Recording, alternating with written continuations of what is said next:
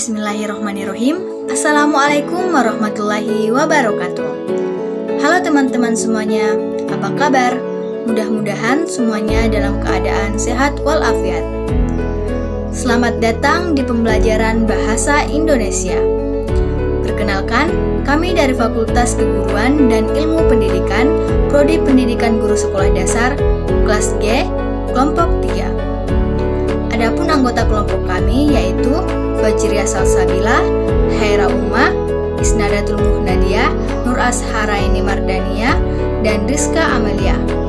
Adapun materi yang akan kita bahas pada video kali ini yaitu paragraf dan penalaran. Berikut penjelasannya. Pengertian paragraf. Paragraf berasal dari kata Yunani yaitu pararapos yang artinya menulis di samping atau tertulis di samping. Paragraf adalah gabungan dari beberapa kalimat yang saling terkait. Awal paragraf biasanya ditandai dengan masuknya baris baru. Panjang pendeknya suatu paragraf atau alinea dapat menjadi penentu seberapa banyak ide pokok paragraf yang dapat diungkapkan. Pada umumnya, paragraf atau alinea atau beberapa kalimat. Tujuan paragraf: 1. Untuk menandai pembukaan suatu gagasan baru. 2. Sebagai pengembangan lebih lanjut tentang ide selanjutnya. 3. Sebagai penegasan terhadap gagasan yang diungkapkan terlebih dahulu. Struktur paragraf. Paragraf terdiri atas kalimat topik atau kalimat pokok dan kalimat penjelas atau kalimat pendukung. Kalimat topik merupakan kalimat terpenting yang berisi ide pokok alinea, sedangkan kalimat penjelas atau kalimat pendukung berfungsi untuk menjelaskan atau mendukung ide utama. Syarat-syarat paragraf. Yang pertama, ketepatan pemilihan kata. Kedua, kesatuan. Ketiga, koherensi. Keempat, kelengkapan. Jenis paragraf berdasarkan kalimat utama. Yang pertama, paragraf deduktif. Kedua, paragraf induktif. Ketiga, paragraf deduktif-induktif.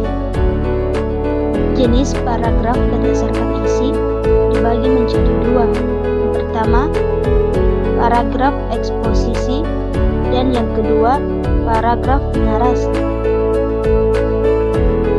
Ciri-ciri paragraf. Yang pertama, peletakan kata dalam kalimat pertama ke dalam sebanyak 5 spasi bagi jenis karangan yang biasa. Yang kedua, menggunakan pikiran utama yang dinyatakan dalam kalimat utama atau kalimat topik. Yang ketiga, setiap paragraf menggunakan suatu kalimat topik dan selebihnya adalah sebuah kalimat pengembang yang memiliki fungsi untuk menjelaskan, mendeskripsikan, atau menerangkan pikiran utama yang ada dalam kalimat utama. Yang keempat, menggunakan pikiran penjelas yang dituangkan dalam kalimat penjelas. Kalimat penjelas tersebut mempunyai isi tentang detail-detail dari kalimat utama. Paragraf bukanlah sekumpulan dari kalimat topik.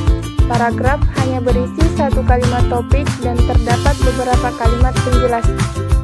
Setiap kalimat penjelas tersebut berisi tentang detail yang spesifik dan tidak mengulang pikiran penjelas yang lain. Fungsi paragraf.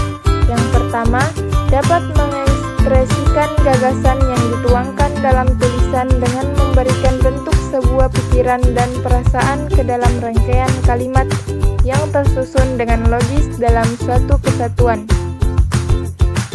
Yang kedua, menandai peralihan gagasan baru untuk sebuah karangan yang terdapat beberapa paragraf.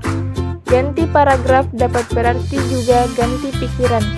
Yang ketiga, memudahkan pengorganisasian gagasan untuk yang menulis serta memudahkan dalam pemahaman bagi pembaca.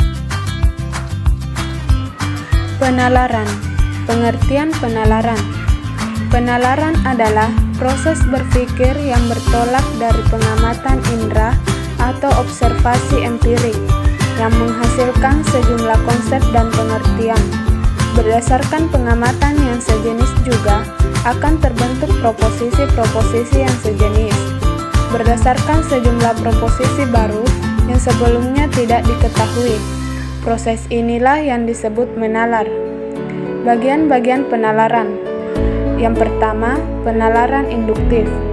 Penalaran induktif adalah penalaran yang bertolak dari pernyataan-pernyataan yang khusus dan menghasilkan simpulan umum, yang artinya simpulan yang diperoleh tidak boleh lebih khusus dari pernyataan atau premis. Kedua, penalaran deduktif. Penalaran deduktif adalah proses berpikir yang bertolak dari suatu proposisi yang sudah ada menuju kepada suatu proposisi baru. Proposisi yang menjadi dasar adalah proposisi umum, sedangkan proposisi baru yang disimpulkan adalah proposisi khusus.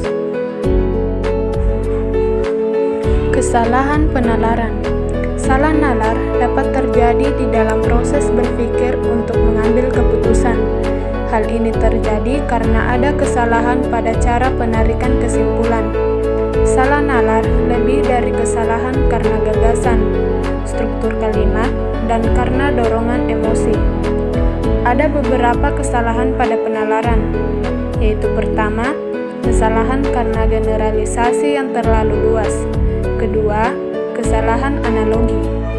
Ketiga, deduksi yang salah. Keempat, pemilihan terbatas pada dua alternatif. Kelima, penyebab yang salah nalar.